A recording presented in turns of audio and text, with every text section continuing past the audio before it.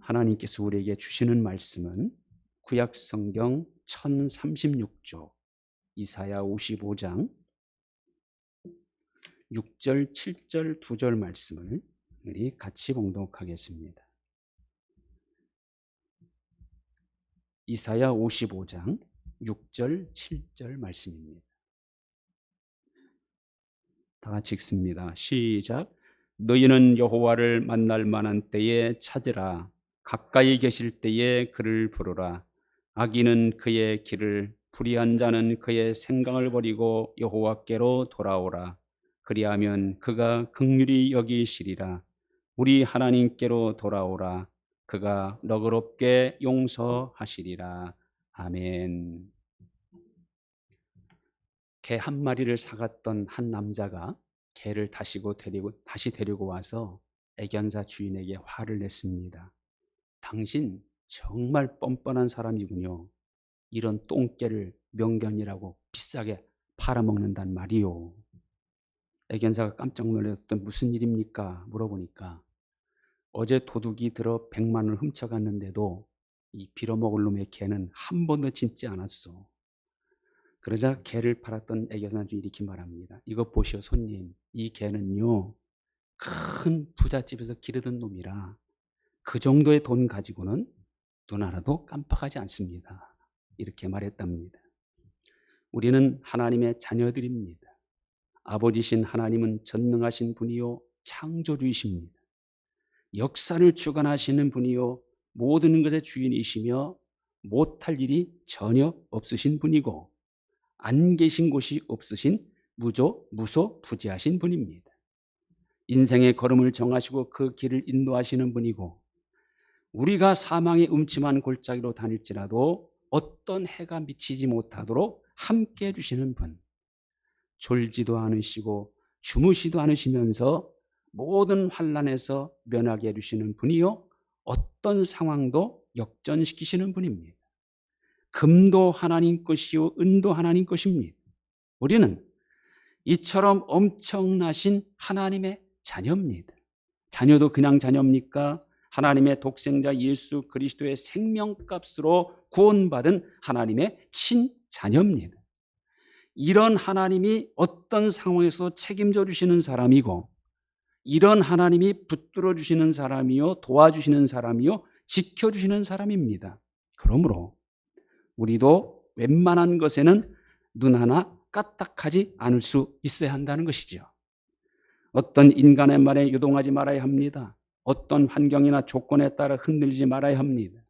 물 가운데 행하여도 물이 침몰하지 못하게 하시고 불 가운데 행할지라도 불꽃이 사르지도 못하게 해주시는 하나님의 보호 아래 있기 때문에 어떤 방에 어떤 시험과 유혹이 오더라도 넘어지지 말아야 합니다. 하나님을 향한 믿음에 관한 한 그 어떤 것 때문에라도 그 무엇에 의해서라도 약해지지 말아야 합니다. 방해, 고난, 시험 그까짓 것들은 오히려 우리로 하여금 하나님을 더 의지하고 하나님을 더 가까이 하는 기회로 삼을 수 있어야 합니다. 오히려 하나님께서 나를 사랑하시고 나를 친아들로 인정해 주신다는 증거로 받아들일 수 있어야 합니다. 환경, 조건, 눈에 보이는 방해들 그까짓 것들은 결코 우리를 어찌하지 못하는 것으로 볼 수 있어야 합니다. 지금 당장의 눈앞의 것 때문에 지금 내가 처해 있는 어려운 상황 때문에 낙심하지 말아야 합니다. 염려거리 때문에 염려하지 말아야 합니다. 염려거리들 모두는 하나님께 맡겨야 합니다. 하나님께 맡기는 즉시 염려는 하나님이 거두어 가시고 대신 우리에게는 평강을 주십니다. 이건 분명 하나님의 약속이죠.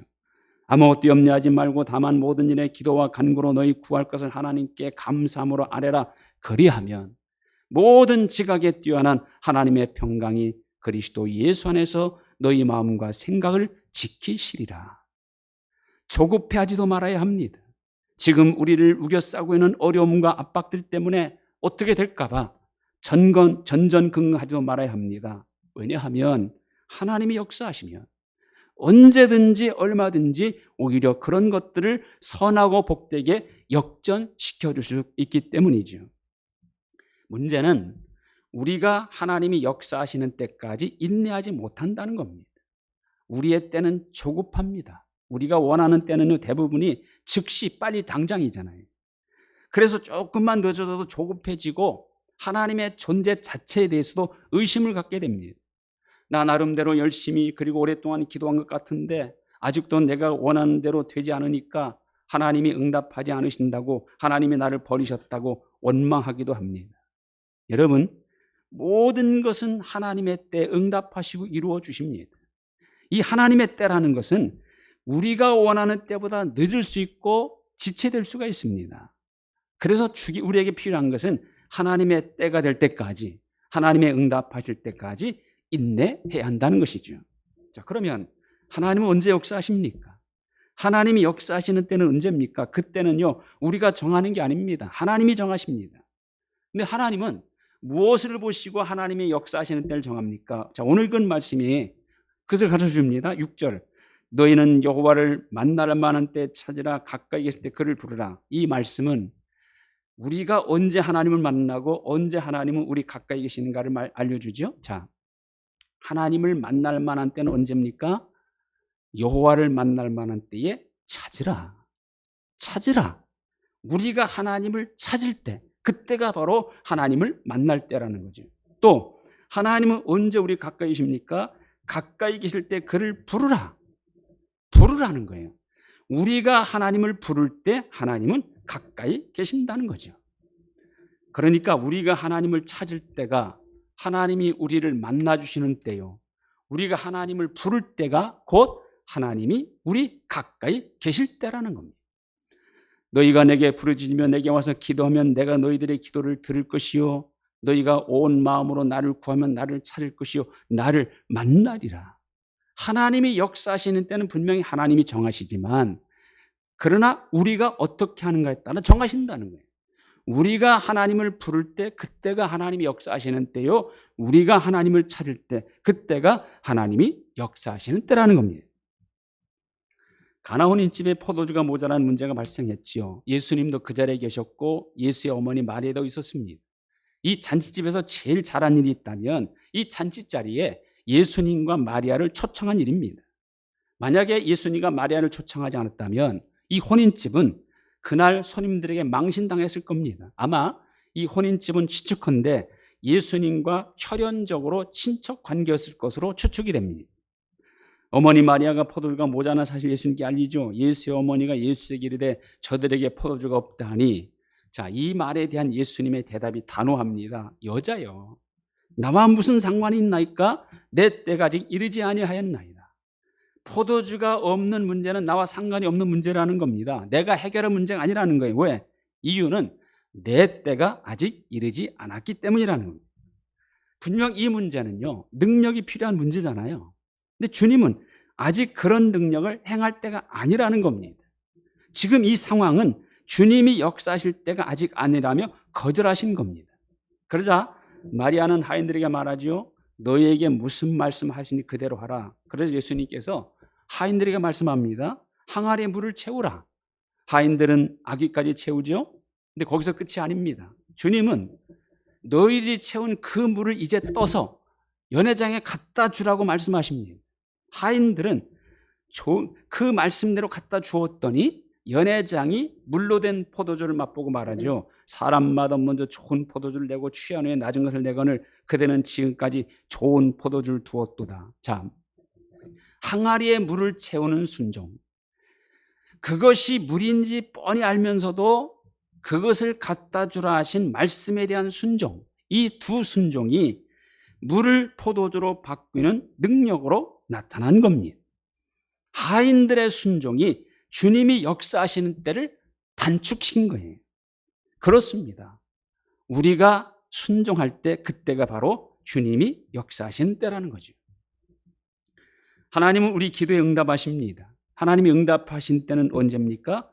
그 응답의 때는 하나님이 전적으로 정하시죠. 이를 행하는 여호와, 그것을 지어 성취하시는 여호와, 여호와 그의 이름을 여호와라니가 이와 같이 이르시도다. 너는 내게 부르짖으라. 내가 내게 응답하겠고 내가 알지 못하는 크고 은밀한 일을 내게 보이리라. 우리가 부르짖는 그때가 바로 응답하시는 때라는 거예요. 하나님이 정하시는 때 역사하십니다. 믿음의 조상으로 아브라함을 택하신 하나님 이렇게 약속하죠. 내가 너로 큰 민족을 이루고 내게 복을 주어 내 이름을 창대하게 하리니 너는 복이 될지라. 아브라함으로 하여금 큰 민족을 이루는 복을 주시겠다는 겁니다. 근데 언제 큰 민족을 이루어 주십니까? 430년 후에 창세기 15장 13절 12장에서 큰 민족을 이루겠다고 약속하신 하나님이 15장에 가서 이렇게 또 말씀하세요. 여호와께서 아브라함에게 이르시되 너는 반드시 알라. 네 자손이 이방에서 객이 되어 그들을 섬기겠고 그들은 400년 동안 내 자손을 괴롭히리니 그들이 섬기는 나라를 내가 징벌할지며 그 후에 내 자손이 큰 재물을 이끌고 나오리라. 큰 민족을 이루기까지 먼저 무슨 일을 겪어야 하느냐? 이방에서 객이 되어 400년 동안 괴롭힘을 당해야 한다는 겁니다. 실제로 아브라함의 후손, 아브라함의 손자인 야곱 때에 애굽으로 내려가 430년간 종살이하죠. 고역을 당하고 많은 학대를 당합니다. 자, 그러면 하나님은 왜 430년이나 고역과 학대를 당하도록 당신의 백성들을 내버려 두십니까? 얼마나 길고 긴 세월입니까? 하나님은 도대체 당신이 번성하고 복을 주겠다고 약속하신 백성을 왜 그토록 힘든 시기를 보내게 하셨냐 그 말이에요. 하나님은 그 기간 동안 도대체 뭘 하고 계셨습니까? 430년이 지나 마침내 하나님이 이스라엘 민족을 구원하시려는 때가 되자 구원자로 택한 모세를 부르며 이렇게 말씀합니다. 여호와께서 이르시되 내가 애굽에 있는 내 백성의 고통을 분명히 보고 그들의 감독자라 말미암아 부르짖음을 듣고 그 근심을 알고 내가 내려가서 그들을 애굽인의 손에서 건져내고 그들을 그 땅에서 인도하여 아름답고 광대한 땅 젖과 꿀이 흐르는 땅으로 인도하려 하노라. 이스라엘이 고통당하고 있을 때 하나님은 외면하신 게 아닙니다. 모른 척하지 않으신 게 아닙니다. 그들의 고통을 보고 계셨고 그들의 부르짖음을 듣고 계셨고 그들의 근심을 알고 계셨던 겁니다. 마침내 하나님이 정하신 때가 되자 역사하신 거예요. 구원의 역사를 시작하신 겁니다. 자, 그러면 이 430년이라는 이 기간 왜 이런 고역의 시기를 허락하셨느냐 그 말이죠. 분명히 출애굽기 1장 12절에는 이렇게 말씀하고 있어요. 그러나 학대를 받을수록 더욱 번성하여 퍼져나가니 이 430년이라는 세월은 학대를 받는 세월이지만 오히려 그때를 통하여 이스라엘 민족은 더욱 번성하여 퍼져나가게 해줬다는 거예요. 이 430년의 고난의 때는 이스라엘 민족으로 하여금 번성하는 때였던 겁니다. 밤 사경에 예수님께서 바다 위로 걸어서 배를 타고 가는 제자들이 오십니다. 제자들이 놀라 유령이라 하며 무서워하며 소리 지르죠. 예수님 그런 제자를 향하여 안심하라 나니 두려워하지 말라. 예수님인지 안 베드로가 선뜻 말합니다. 주님이시거든 나를 명하사 무리로 오라 하소서. 주님께서 오라 하시니까 그 말을 들은 베드로는 배에서 내렸을 때에 물 위로 걸어서 예수님께로 갈 수 있었습니다. 주님은 말씀하시고 베드로는 그 말씀을 신뢰하여 말씀하신 대로 배에서 발을 내렸을 때 그때가 바로 주님의 능력이 나타나는 때였다는 겁니다. 말씀에 순종하는 때 역사하시고 말씀에 순종하는 사람에게 능력으로 역사하시는 겁니다. 배 안에 모든 제자들이 있었지만은 유일하게 무리를 걸은 제자는 베드로뿐입니다. 베드로만이 오라 하신 주님 명령을 따라 배에서 내려 무리를 디뎠기 때문이죠. 말씀에 순종하는 때가 주님의 능력이 나타나는 때라는 겁니다. 헬라인이요 수로보니게 족속인 한 여자가 예수님의 소문을 듣고 예수님 발 앞에 엎드려 간구합니다. 귀신 들린 자기 어린 딸에게서 귀신을 쫓아내 주기를 간구합니다. 그러자 예수님 거절하십니다. 자녀로 먼저 배불리게 먹게 할지니 자녀의 떡을 취하여 개들에게 던짐이 마땅치 아니하니라. 예수님은 이 여인을 개처럼 취급한 거예요. 모욕적인 말입니다. 그러나 여자는 이렇게 대답하죠. 주님 옳습니다. 그러나 상아의 개들도 아이들이 먹던 부스러기를 먹나이다.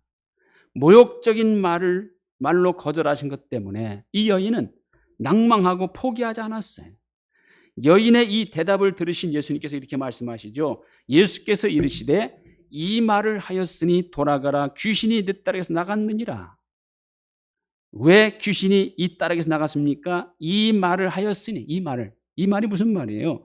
모욕적인 거절을 당했음에도 불구하고 또 한 번 부스러기 같은 은혜를 구한 그 말, 이 말은 거절에도 불구하고 포기하지 않고 다시 한번 도움을 구한 그런 말입니다. 주님은 이 여인으로부터 이 말을 들으시기를 기다리신 거예요. 여인이 바로 그 말을 하자 예수님은 그 말을 들으시고 그녀의 간구를 들어주신 겁니다. 여인은 그만큼 예수님을 신뢰했고 예수님의 능력을 믿었고 반드시 간구를 들어주실 것을 믿었던 거죠. 그런 믿음을 보시고 예수님은 간구를 들어주신 겁니다.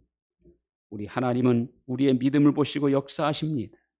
그럼에도 불구하고 신뢰하고 그럼에도 불구하고 의지하는 믿음 보시기를 기다리고 계시는 겁니다. 기도하다가 당장 응답받지 못해도 낙심하지 않고 중단하지 않고 하나님이 원하시는 분량만큼의 기도를 채우기를 기다리십니다. 이 말을 할 때까지, 하나님이 듣고 싶으신 말을 들으실 때까지 하나님은 기다리고 계신다는 겁니다. 하나님께서 여호수아에게 약속합니다. 여리고성을 무너뜨릴 것을 약속하시죠. 여리고성은 견고한 성, 요새와 같은 성이요 경제적으로 풍요로운 곳입니다. 함락시키기가 정말 어려운 성입니다. 근데 하나님께서 무너뜨려 줄 것을 약속하십니다. 그런데 여호수아와 이스라엘이 먼저 해야 할 일이 있습니다. 하루에 한 번씩 성을 돌되 6일 동안 돌아야 하고 일곱째 날은 7번 돌아야 하고 제사장들이 나팔을 불 때 백성들은 큰 소리로 외쳐 불러야 합니다. 인내가 필요한 일입니다. 온전한 신뢰에 근거한 순종이 필요한 일입니다. 여리고성을 무너뜨리는데 아무 소용없는 일 같이 보이는 것을 시키기 때문에 이 일은 자칫 헛수고라고 생각하기 쉬운 일입니다. 하나님을 신뢰하지 못하고 약속을 믿지 못하면 절대 할 수 없는 일입니다. 과연 여호수아와 이스라엘 민족은 하나님이 시키는 대로 그대로 행합니다. 그러자 정말 하나님께서 약속한 일이 일어나죠. 여호수아 6장 20절.